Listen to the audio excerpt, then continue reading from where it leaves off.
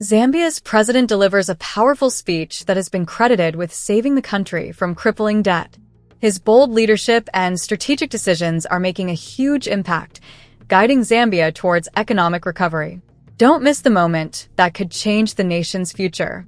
President of Zambia Hakainde Hichilema addressed the successes and lessons from Zambia's debt restructuring process, highlighting its significance as a blueprint for other indebted nations.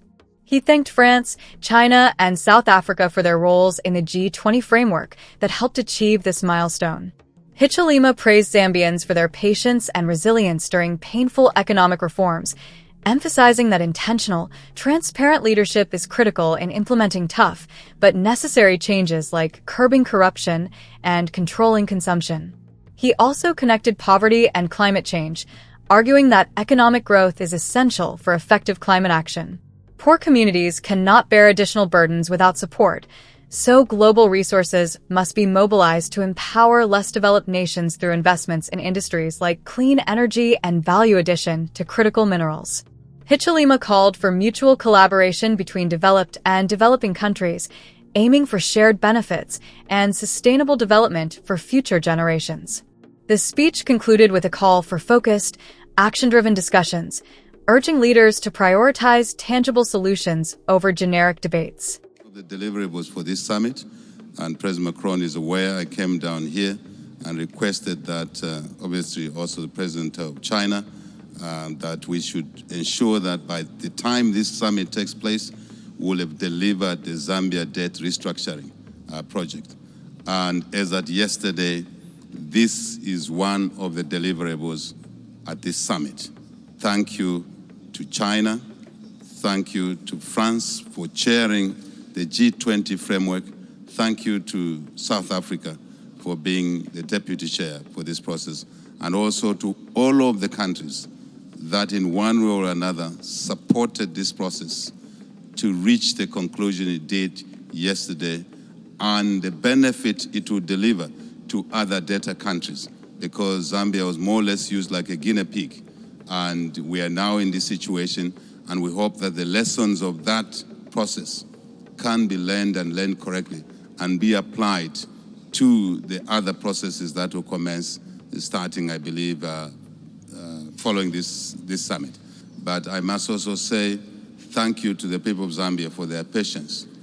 We took this project as one of our responsibilities before we formed government as an opposition party, that debt restructuring was a critical deliverable for us.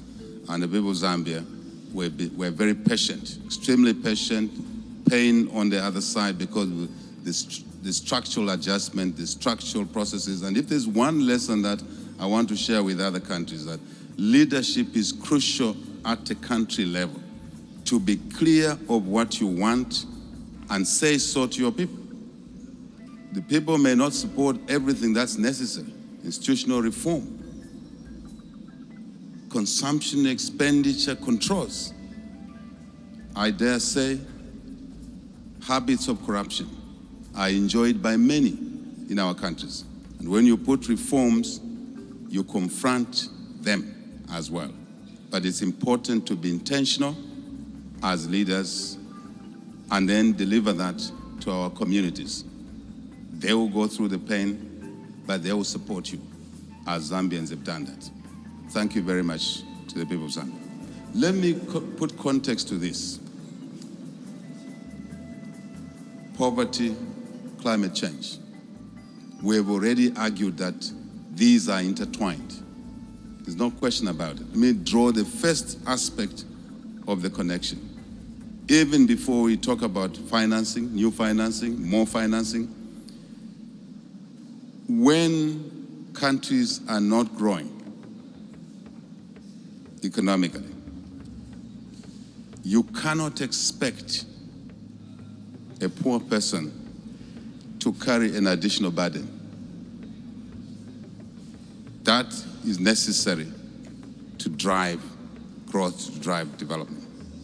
So poverty actually exacerbates the climate change mitigation measures, I argue.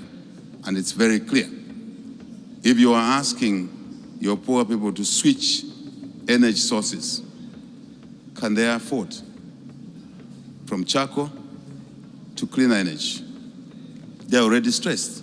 So we need to find mechanisms to support the poor in our countries, less privileged. I heard this word called poverty, the poor, but the less privileged, to be able to come through to support the changes that are required to mitigate climate change negative effects.